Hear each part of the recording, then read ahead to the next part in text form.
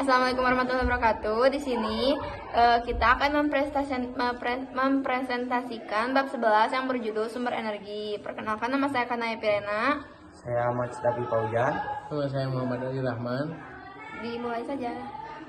Yang pertama, ada energi. Energi dalam fisika adalah satuan kapasitas untuk melakukan pekerjaan usaha atau kemampuan untuk melakukan kerja, atau bisa juga diartikan sebagai daya atau kekuatan yang digunakan untuk melakukan berbagai proses kegiatan.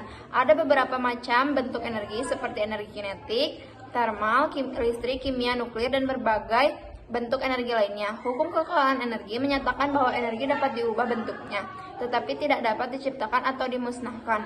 Energi terbagi menjadi dua bagian, yaitu energi terbarukan dan energi tak terbarukan. Selanjutnya, energi terbarukan akan dibacakan oleh Muhammad Ali. A. Energi terbarukan. Energi terbarukan adalah sumber energi yang tersedia oleh alam dan bisa dimanfaatkan secara terus-menerus. 1. Energi matahari atau surya. Energi surya berasal dari sinar matahari dan dapat diperoleh secara gratis dan tidak terbatas. Sinar matahari sebagai sumber energi mampu menghasilkan arus listrik yang disebut sel surya. Energi juga dimanfaatkan tumbuhan dalam melakukan proses fotosintesis. Teknologi energi surya termal mempunyai prospek yang cukup besar dalam mendukung meningkatkan kualitas. Yang kedua, energi air. Energi ini dapat memanfaatkan dan diubah menjadi listrik dan membangkitkan listrik. Tenaga air tanpa meninggalkan emisi gas rumah kaca. Pembangkit listrik tenaga air (PLTA). Yang ketiga, energi panas bumi. Energi panas bumi atau energi geotermal adalah energi yang dihasilkan dalam bumi. Energi ini tersimpan dalam produksi di dalam inti bumi, yaitu bagian paling dalam dari planet bumi. Panas bumi tergolong sebagai sumber energi terbarukan yang ramah lingkungan karena memiliki kadar emisi karbon yang rendah. Yang keempat, energi angin. Energi angin adalah pengumpulan energi yang berguna dari angin. Tenaga angin banyak jumlahnya, tidak terbatas, terbesar, luas, bersih, dan tidak menimbulkan efek rumah kaca. Di Indonesia, pembangkit listrik yang memanfaatkan tenaga air disebut pembangkit listrik tenaga bayu. Contoh pemanfaatannya yakni pembangkit listrik kincir angin, penggerak kapal layar, pengiring pakaian, dan lain-lainnya. Selanjutnya, sumber energi tak terbarukan akan dibacakan oleh Muhammad Davi.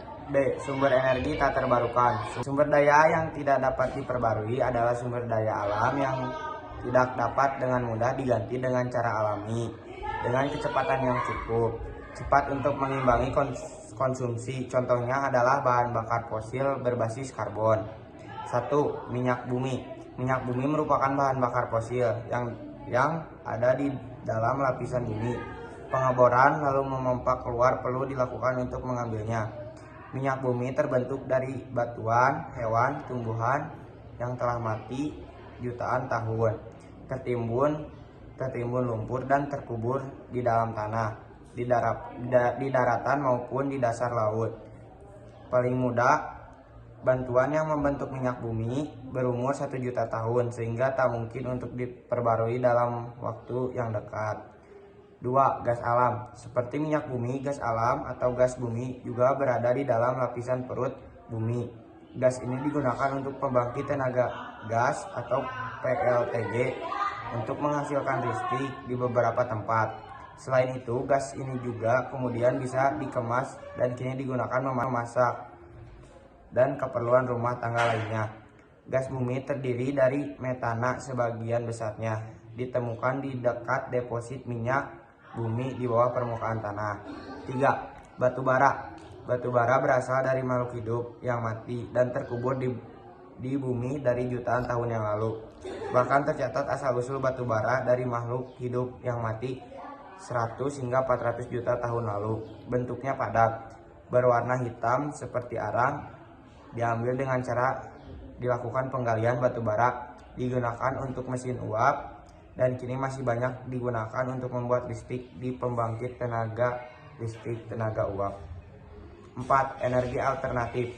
Bioetanol, biodiesel, dan biogas adalah jenis biofuel.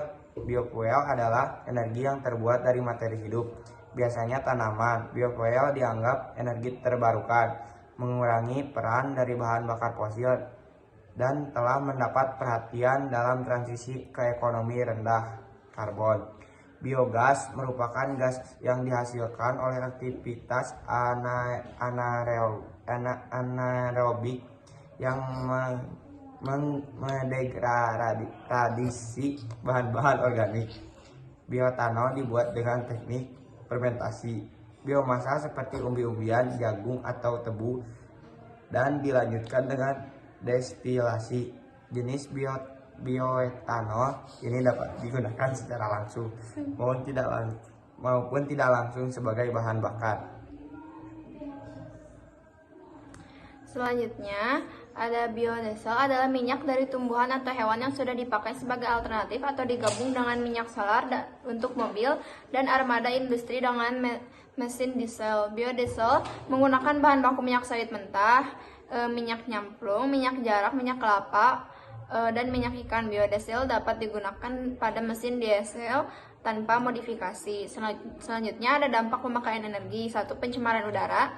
Penggunaan energi fosil meningkatkan polusi udara dan berkontribusi pada pemanasan global. Gas rumah kaca yang dihasilkan oleh penggunaan energi fosil seperti karbon dioksida, metana, dan nitrogen oksida menangkap panas di atmosfer dan meningkatkan suhu bumi. Yang kedua, kerusakan lingkungan hidup. Pembangunan infrastruktur energi fosil seperti tambang batu bara, kilang minyak menyebabkan kerusakan habitat alami dan merusak ekosistem. Selain itu, penggunaan energi fosil juga menyebabkan pencemaran air dan tanah. Yang ketiga, ketergantungan pada sumber energi tertentu. Penggunaan energi fosil membuat kita lebih tergantung pada sumber daya alam yang terbatas dan membuat kita rentan terhadap fluktuasi harga. Selain itu, penggunaan energi fosil juga membawa resiko keamanan energi, seperti gangguan pasokan akibat konflik politik atau bencana alam. Sekian dari kelompok kami. Wassalamualaikum warahmatullahi wabarakatuh.